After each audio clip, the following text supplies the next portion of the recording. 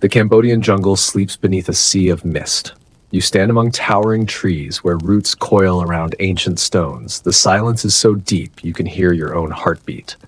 Far ahead, Angkor Wat rises, not as a monument but as a living being. It breathes, slowly, steadily, through every crackle in moss. Moonlight glides across the central spire, touching the worn faces of forgotten gods. They say if you stay inside the temple on a full moon night, you will hear the chant of the stones. You smile softly, but then a warm wind drifts by. The scent of incense, of sandalwood and wet earth weaves through the air. A door of stone creaks open, and you step inside. Inside, time seems to stop. No insects, no wind, only your footsteps echoing off the ancient walls. On the stone, thousands of Apsara dancers are carved in eternal motion. Their faint smiles tremble in the torchlight, watching you, waiting for you to make a mistake. You touch the wall. Cold, yet pulsing softly, as if something beneath it is alive. You pull your hand back. No, it wasn't your imagination. Angkor Wat is breathing. You walk deeper. Endless corridors, columns after columns, ceilings heavy with moss. A lizard darts across your path, its shadow long like a memory. At the end of the hall stands a giant statue of Vishnu. The ancient Khmer believed gods dwell within the stones. And tonight, the stones begin to wake. You stop before a bas-relief, the Battle of Kurukshetra. Hundreds of warriors locked in eternal struggle, a battlefield carved in fire and rock. You raise your torch, and one warrior's eyes seem to flicker, just for a second, then stillness again. Your heart quickens. In the trembling light, the faces of the Apsaras seem to turn toward you, graceful, ghost-like. A whisper rises. You can't tell where it comes from. We were once the light of the world. You came too late. You shiver, spinning around. No one. Only your shadow stretching across the wall, a thread connecting two worlds. You tell yourself it's just imagination, but beneath your feet the ground trembles. A deep drumbeat rises from the belly of the temple, and you realize, tonight, Angkor Wat is not a temple. It is memory, awakening. You reach the central chamber. On your left, unfinished columns, chisels still fresh, as if the workers stopped just yesterday. On your right, stacked stones, waiting for hands that will never return. You crouch, touching the carvings. Stone dust clings to your fingers. You bring it to your lips. It tastes like sweat.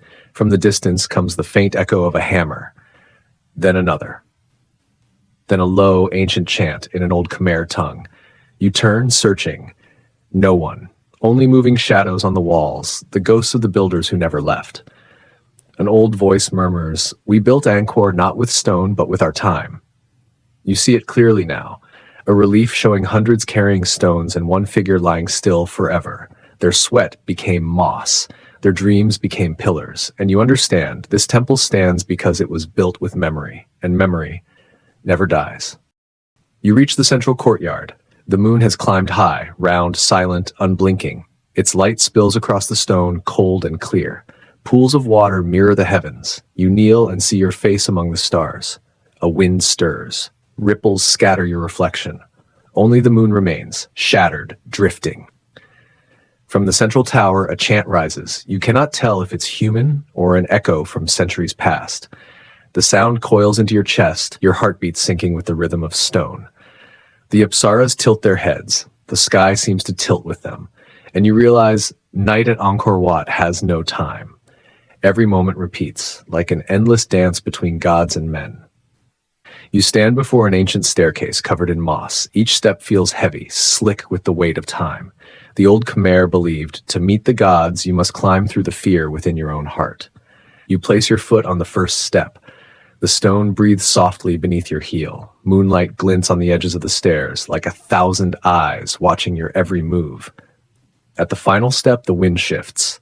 Before you spreads the sky courtyard of Angkor, a vast emptiness between towers.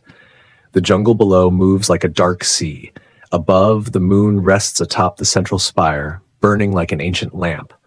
From somewhere in the air, you hear a low chant, woven with wind and time. Shadows move around the courtyard, robes flowing, steps weightless, monks or memories of them. One stops before you, raises a hand and points to the heavens. Every stone is a prayer, every step a memory of the divine. You look up. The sky feels infinite, yet somehow it is bending down toward you. A chill runs through your spine. You can no longer tell where earth ends and heaven begins. You leave the courtyard and walk east. A moat encircles the temple, its water calm, glassy, eternal. The Khmer called it the Ocean of Milk, the River of Beginnings. Along the wall stretches a relief, hundreds of meters long, the churning of the Sea of Milk. Gods and demons pulling the great serpent Naga, creating the universe itself. You trace the carvings with your fingers, the twisting bodies, the faces of ascetics, and in the center, Vishnu, silent, commanding, holding the cosmos in stillness. Wind brushes the water, ripples distort your reflection. You look down, and the face staring back isn't yours anymore.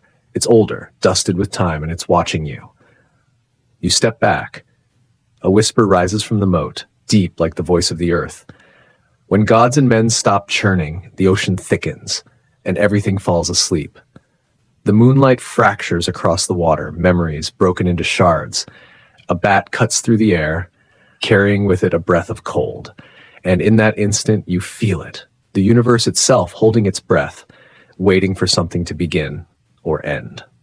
You pass through the western gate, where roots of banyan trees weave like veins of the earth. Massive roots clutch the pillars, slide over rooftops like serpents tightening around prey. Half of a Buddha's face appears among the moss, serene, but eyes glowing faintly gold. You touch the forehead, the moss flakes away, revealing a crack, and inside a stone heart, dimly shining. The wind screams through the gaps, a sound between prayer and mourning. The smell of incense, soil, and decay blend into one, sweet, intoxicating, terrifying. You finally understand. The forest does not surround Angkor Wat. It consumes it. It holds the souls of all who built it. A monkey leaps across the roof, shrieking, and vanishes into the dark. You look up.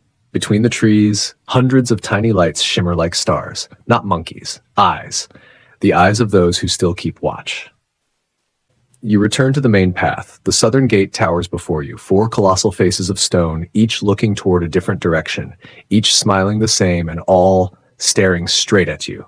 Your heart stumbles in its rhythm. A sudden gust snuffs out your torch. Darkness falls, thick, alive. For an instant, the stone eyes glow. Then a voice, deep, calm, echoing from every side, speaks. You have seen the light of Rome. You have touched the ashes of Alexandria. You have heard the drums of the Forbidden City. Now tell me, do you dare to hear the voice of stone? The words vibrate in your bones. The gate begins to close, slowly, heavily. And from the last sliver of light, a spark flies out, like the soul of the night itself. You know then, you've crossed a threshold no mortal should ever cross. You walk along the northern corridor, where moonlight seeps only through narrow cracks in the ceiling. Each step echoes back, a drumbeat from a forgotten age. On the wall, lines of ancient Khmer script march in silence. You touch them. They're sharp, cold, alive. A flicker of light, a figure appears ahead, an old monk in saffron robes holding a clay lamp. He doesn't look at you. He just murmurs, his voice deep, heavy as the earth itself. Every word here was written with the bones of a craftsman's hand. They did not carve to be remembered. They carved so they wouldn't be forgotten. You lean closer. Between the lines, tiny cuts like signatures. The marks of those who died building this temple. You shiver. The characters start to blur, then fade, turning to smoke, rising toward the dark ceiling.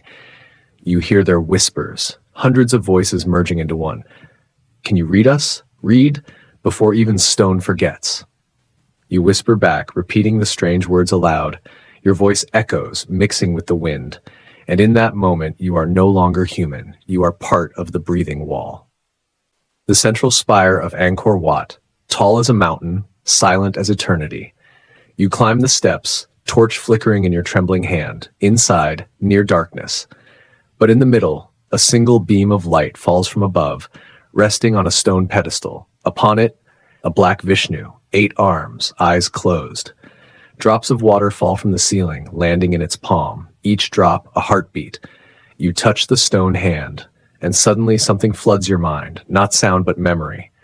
You see them, the builders, hauling stones under the sun, sweat mixing with blood. You see King Suryavarman standing atop the tower, his gaze cold, divine. You see prisoners collapsing, buried beneath the floor, so that their souls would lift the temple forever. You open your eyes. Silence again. But beneath your feet, you can almost feel those souls, shifting, whispering beneath the stone. Rain falls, suddenly, without warning. The first drops hit the roofs like tiny bells. Soon, all of Angkor Wat is singing in silver rain. You run through the corridor. Water rushes down the walls, washing away moss, revealing the raw skin of the stone beneath, gray, scarred, and alive. The carved gods now seem to cry. In one corner of the courtyard, young monks gather soaked incense sticks, shielding them under their robes. One looks at you and smiles, sadly. The temple cries too, he says, because it remembers.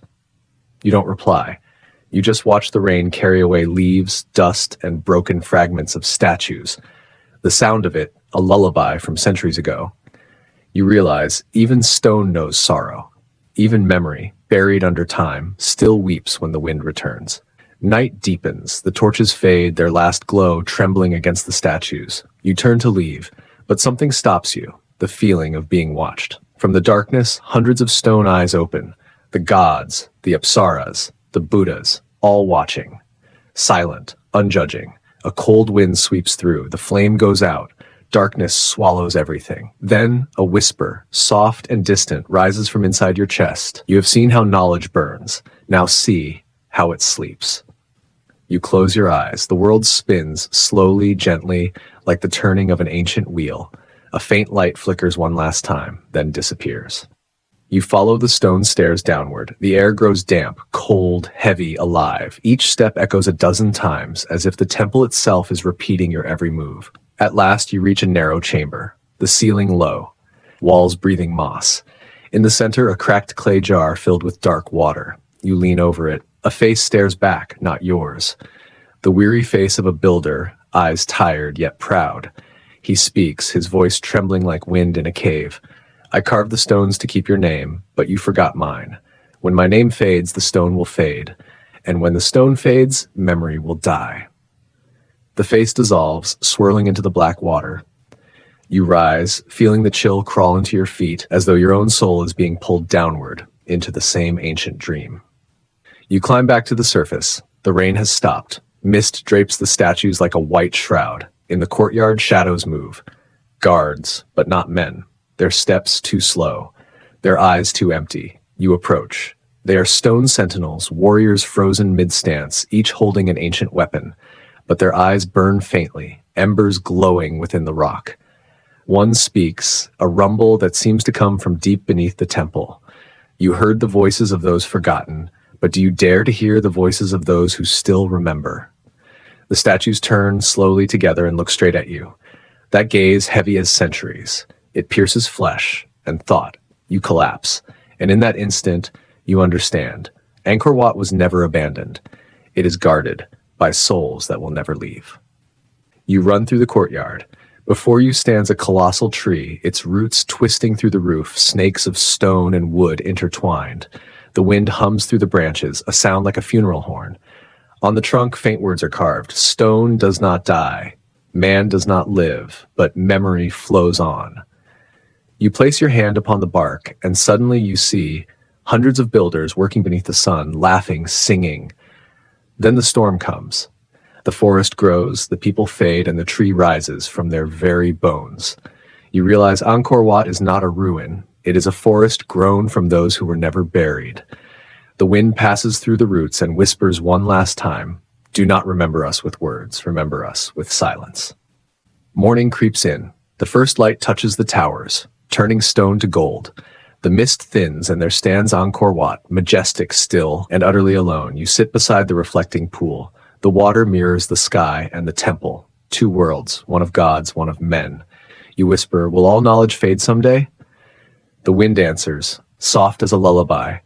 No, it only sleeps, in stone. You smile. The sun rises, and in the light you see them, the old builders, the king, the monks, walking slowly through the mist until they vanish. Epilogue. As you leave Angkor Wat, the last breeze of dawn brushes your shoulder. You turn back. The spires still stand, pointing to the heavens like the fingers of time itself. You wonder, if in Rome knowledge was carved in marble, in China hidden in ritual, in Alexandria written on papyrus, and in Angkor Wat etched in stone, then somewhere else, where knowledge is sung woven in sound, does it live longer than stone? Lay your head down, close your eyes, and listen, because next time the doors of Baghdad will open, where knowledge was born and burned. Sleep well with Pillow of Time.